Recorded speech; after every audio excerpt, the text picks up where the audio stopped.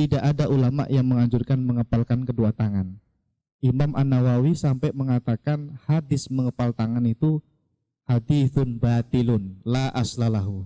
Itu hadis dhaif batil. Maudhu istilahnya, Pak.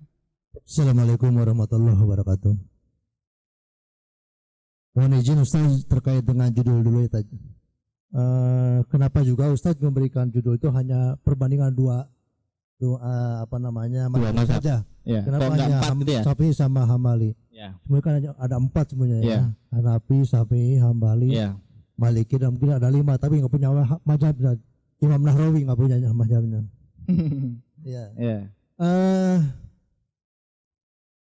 Kita tadi sudah sampaikan bahwa kita katakan sudah diikrarkan lah ya bahwa kita itu mazhab Syafi'i gitu tadi. Dan kita tahu ilmunya, tapi tidak melaksanakan hal itu.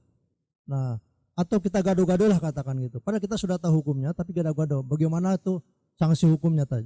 Campur aduk mazhab. Campur aduk, ya gitu. Padahal kita sudah tahu hukumnya gitu ya. Itu satu.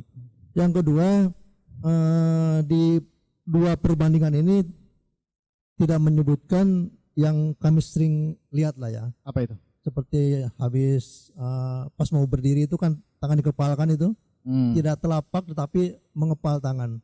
Itu mazhab siapa tuh kira-kira? Oke, terima kasih. Assalamualaikum warahmatullahi wabarakatuh. Baik.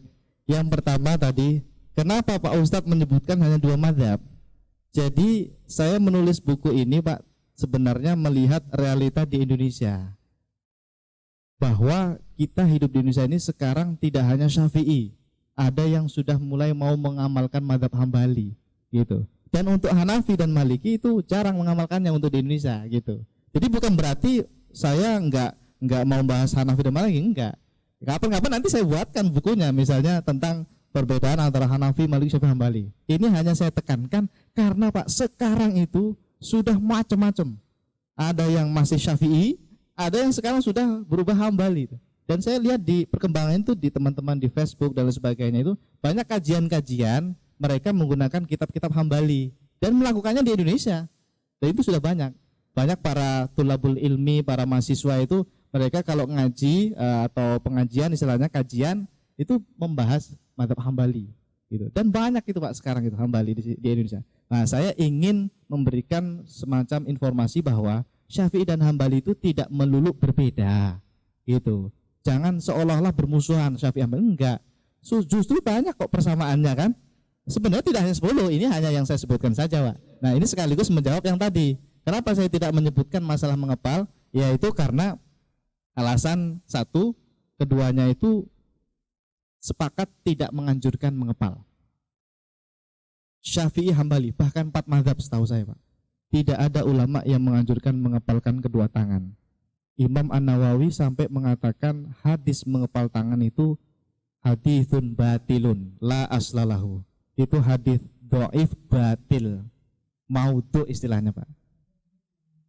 Tidak menyebutkan tentang mengepal, tidak menyebutkan.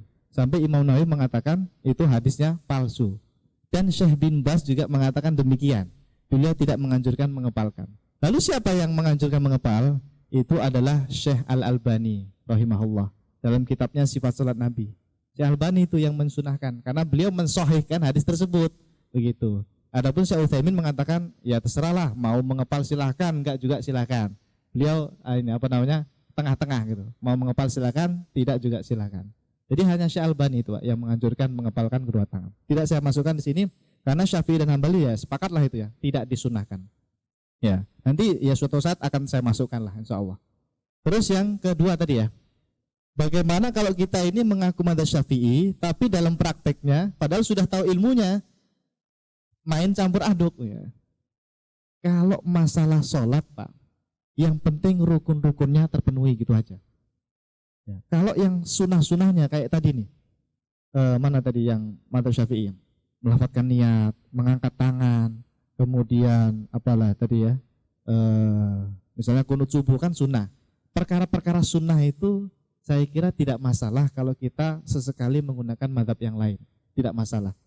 Ya, misalnya tadi mengangkat tangan, ternyata selama ini saya pakai Hambali Pak Ustadz, cuma 3 kali doang angkatnya.